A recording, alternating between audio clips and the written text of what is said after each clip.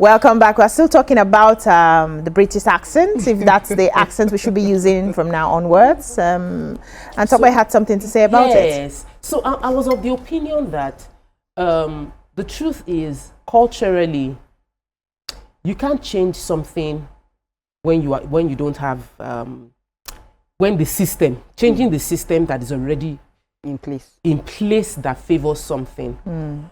By saying, I don't care, I'm very smart, might not be a smart move. Okay. This particular video we're talking about is like a video of a not a high-class school, it's a mid-range school that is trying to create a system that would give these children who don't come from a very rich home advantage. Yeah. And that language can be an advantage. It might be the only reason they will get a job. 5 people go for interview, 5 of them are smart, 1 person has an accent. Let's not lie to ourselves in Nigeria. The person with accent, most likely, will get the job. Yes. Because we saw the impact of life example that Ramatu gave, where just by employing a front desk person that has accents, changed the way the school was being perceived, and the school could achieve mileage and increase their revenue just because they employ people that had the right accent. So we cannot overlook the fact that there's something about the accent, and whether we agree or not, subconsciously in our mind, even the Oyinbo people in other parts of the world find the British accent, they'll be like, you're from England. There's like this aristocratic, there's this elegance, there's this particular accent. Maybe because they colonized a large chunk of the world. No, but the accent is sweet too, I'm not going to lie. Maybe they colonized, maybe they colonized that, but the point is, it's there. So we cannot disregard the importance of the ability to have that. We also have had cases, I've employed someone that she's good with her job, but the bullets she's firing is a whole lot. You are firing bullets, man. You cannot be. I cannot employ you and you are doing video. No. But okay, she's you do video for you. You do video and we're dodging bullets. We could not use the video. I'm like, Is it that the cameraman and the scriptwriter, all of you are there? They recorded video. You did not hear these bullets. So there's a different thing with speaking Oyinbo accent and speaking properly. Yeah. So we won't speak proper. We're not in any way, even when we talk about identity, it doesn't mean you should fire bullets. You speak proper. Pronounce the words well, the way they say you should pronounce it. If you might not have as much as possible. If you can acquire the supreme British accent, acquire it. Use it for where it is applicable. Because there are places where it is applicable. We have tools. Okay. I learn maths for when maths is applicable. Yeah. I learn how to drive for where driving is applicable. I learn how to swim. There are tools in my toolbox. I deploy them to give me advantage. I deploy it to give me leverage. If ability to speak British English would give me advantage and leverage, I would learn it. Nigerians are relocated to Canada. Guess what? Learning French gives them an advantage and leverage. What do? They learn French. They put it in their toolbox. It's not like they want to speak French when they get there, but they know that their application would have more credence when they need it there. They flip it out. That I can speak French. Same way, learn how to speak the British English. Give it to your children. Give it to yourself. It can be an advantage, but it should not be your identity. Ability to separate that might be tough for many, but we must acknowledge that it's an advantage. Okay, I like this perspective. I like the part where you said we should speak it where it's applicable. I know of a family. The guy lost his father's land because of this British English. What happened was that in the village there, his father passed on, so he was supposed to go and claim his father's land. Of course, the people in the village, they don't know how to speak English. You now landed with English, then with accent. Hey, wait. You now started. He was just speaking. All the Hausa people, they're just looking at him. But she, let him finish. They did not hear Jack. Ew. The person that came with him does not even understand the English. But she did think that his Mongo Park's younger brother. Let him finish. They were there. They were listening to him. He was speaking. The land is got paper. You were just showing them paper. This is my land. Kubashi, the other one say Kubashi Yagama. Allow him. When you now finish, okay, you finished? He said yes. Okay, Tobari. Look, this Turanchi is not our own here. It will not help us. It will not work. They don't even understand the normal English. Then you now came with an accent. It became a problem, and he lost that land because of that. Because of communication. He could not communicate. He couldn't bring other people. He couldn't even bring another person to come and help him translate and all. So at the end of the day, I think we should just be proud of who we are. And all. You see, like my kids, I started teaching my kids Hausa since when we were small, because I brought in Hausa people to come and help me work, so they know how to speak Hausa. We speak Hausa a lot in the house. So I was really very careful with maybe when they start speaking English that they won't have the, our accent, the accent and all. But at the end of the day, they didn't. And this Hausa has helped us in the long, very well. Like there was a time my kid was in school, and then, her house mistress, you give them small provisions, biscuit and all of that. And, anytime we call them, the house mistress is always there with them. So she wanted to tell me that the house mistress has eaten her biscuit, but she can't say it in English. She switched to Hausa. Wow. Yeah, she switched to Hausa. I said, Mommy, chingani wannan tana cinye mun biscuit da Allah, but don't. And I said, okay, You'll handle it. But I'll handle it. So at the end of the day, it will pay off. We must try as much as possible. To that mother tongue. Identity. Yeah. Because sometimes when we go to Kaduna, whenever we go to Kaduna, we go to Huntua, they blend in. Yeah. When they are talking and everything, they blend in. They speak very well. They you now have a wide range of people that you can talk to when you go to your own. So let me village. respond to talk a bit before I come to Amaka. Just hold. I know you're waiting.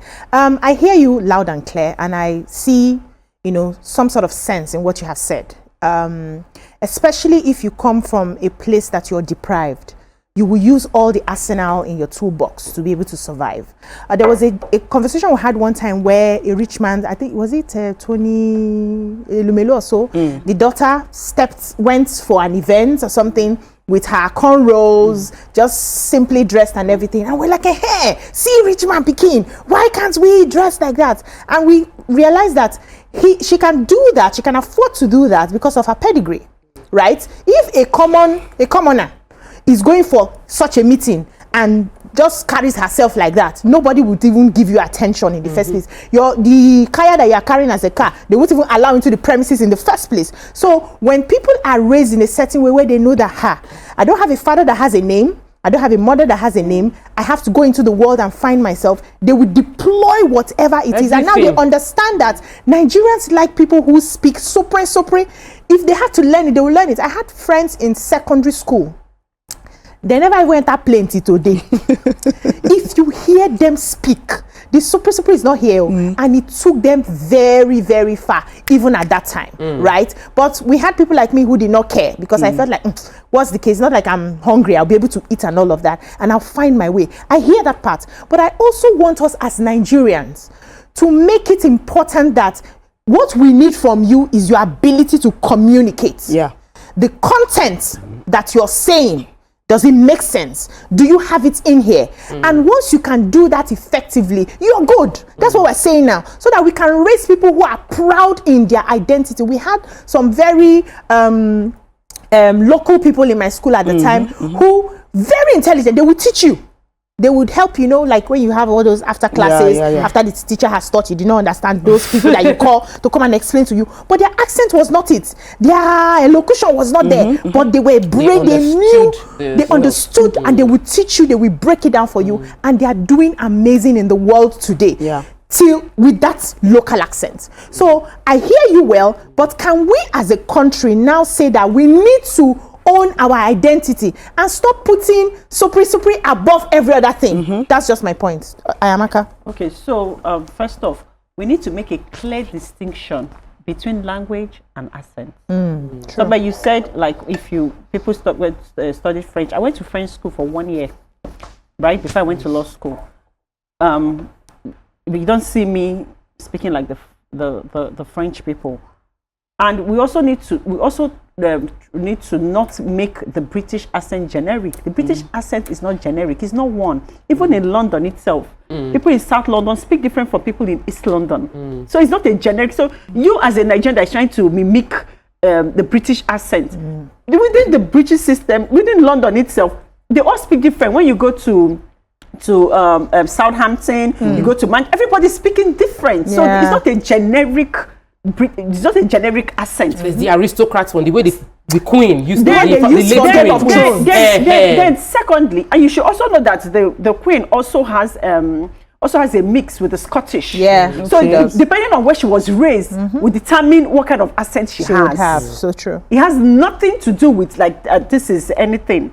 Then secondly, it's also important for us to know that what we are dealing with in Nigeria with this accent thing is a mindset. It is. And as far as I'm concerned, it's an inferiority complex mindset. Yes. That's it. And we need to rebrand the way we think and elevate our thinking and our mindset as a people and rebrand ourselves as Nigerians. Everything starts here. And that's why, like, see, my both parents went to school in the UK. And they worked there and they don't have an accent. They don't have their accent. They have a Nigerian accent, right?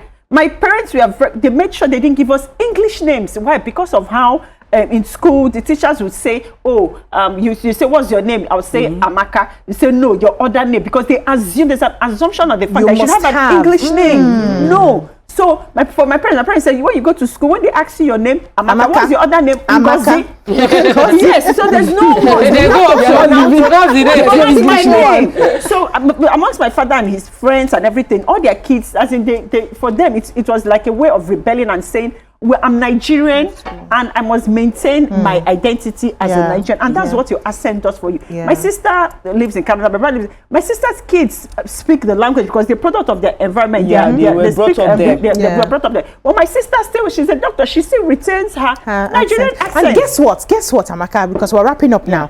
The Oyibo people actually respect you better when you sound like you. When you sound like yourself. When they see that you are trying as much as possible to sound like them.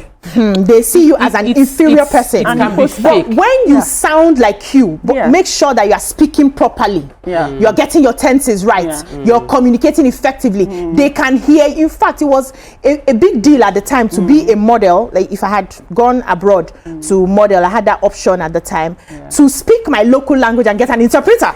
They appreciate you more at that time that you're speaking your local, and then you have an interpreter. And you have an interpreter. So we need to go back to. We have to go to. I'm sorry, I know you're raising your hand, but we have to go. The YouTube people that are commenting that person firing bullets, you will not buy land from the person firing bullets, because you will not give that person 10 million. You'll give person 100 million because person firing bullets. Because you will not believe that the person can handle that proper English, proper English accent. So we teach proper English, but also ensure that our children learn our local languages and also sound like Nigerians. Finished it. That is how we are going to end this one. Let's go on a short break now. When we come back, we move on to yet another, maybe sizzling topic this time around with a sizzling guest. Stay with us. Stay tuned. Your View will be right back.